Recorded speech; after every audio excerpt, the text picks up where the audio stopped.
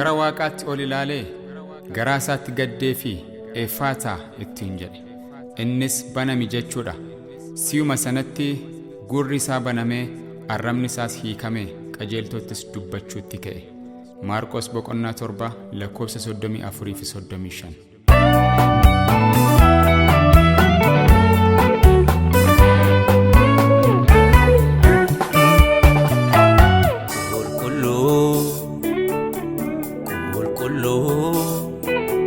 Kullu siin jedham keessi koo ati waaqayyoo dafaaji fayyeena koo.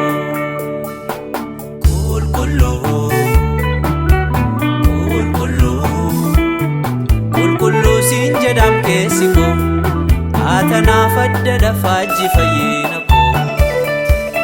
Ifaataa banaminaan jettee hidhamaa arraba koo anaaf hiikteetta. Arummaa kee hundumatti akka ni labsu keessa koo faarfannaan guuteetta. Ifaataa banaminaan jettee gooftaa koo dhageettii koo anaaf banteetta. Ogeessi lafaa kan dadhabee dhibee koo daawwaa haaraa anaaf laatteetta. Burqaa taatee dhaloonni Gede busa bahajira kanali gabuse barbacha forgamta echumman kena hanna dibera kesatun argamu fakkatif kitenge orattotan yo barbadame ati waaqayyo da baruma barani olman ke hinnumu himame ke hinnumu himame gochaan kee hinnumu himame gaarummaan kee hinnumu himame kunuunsi kee hinnumu himame.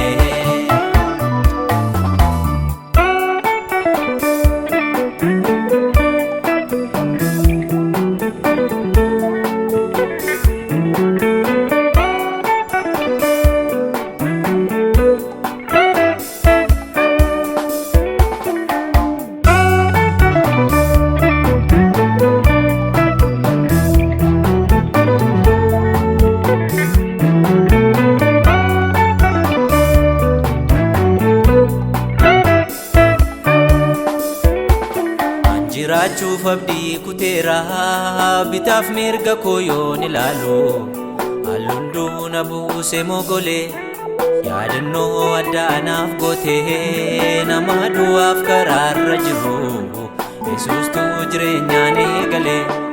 Mee maaltu siin boqochiisa ree kennaa kan biraa hin barbaadu jireenya koon aarsaasiif godha. Yondu'e hojii kee fanduhaa jiraadhu sumiyaa hojii keetii waadaa koo baraa baraadha. Ifaataa banaminaan jettee hidhamaa arraba koo anaaf hiikteetta. Arummaa kee hundumatti akka ni labsu keessa koo faarfannaan guuteetta. Ifaataa banaminaan jettee gooftaa koo dhageettii koo anaaf banteetta. Ogeessi lafaa kan dadhabee dhibee koo daawwaa haaraa anaaf laatteetta.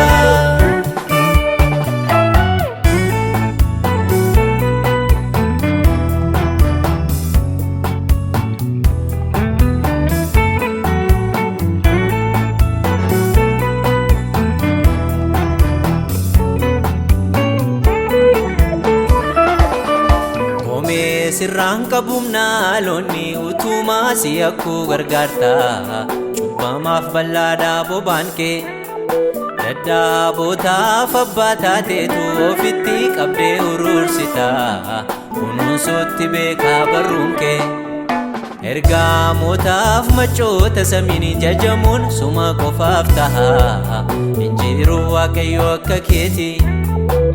Maamni jiraatu hundinuu dinqii hojii keetii argeera bulchi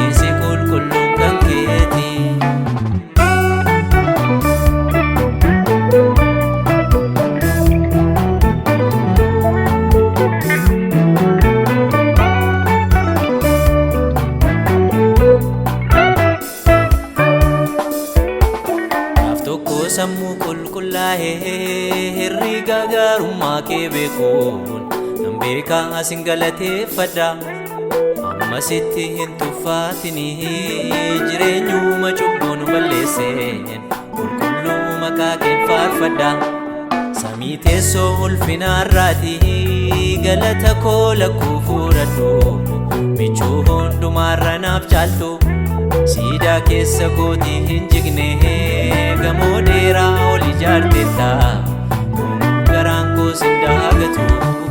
Ifaataa banaminaan jettee hidhamaa arraba koo anaaf hiikteetta. Gaarummaa kee hundumatti akka ni labsu keessa koo faarfannaan guutteetta. Ifaataa banaminaan jettee gooftaa koo dhageettii koo anaaf banteetta. Ogeessi lafaa kan dadhabee dhibee koo daawwaa haaraa anaaf laatteetta. Burqaana gaataatee dhaloonni si irraa dhugee dheebuusaa bahaa jira. Kanaalli gabbuusee barbaachaaf wargamta ijummaan kee naanna dhibeera. Keessattuun argamu fakkaattiif qixxeen kee qorattootaan yoo barbaadame. Ati Waaqayyoodha barumaa baraanii oolmaan kee hinnumuu himame. Seenaan kee hinnumuu himame. Gochaan kee hinnumuu himame. Gaarummaan kee hinnumuu himame. Kunuunsi kee hinnumuu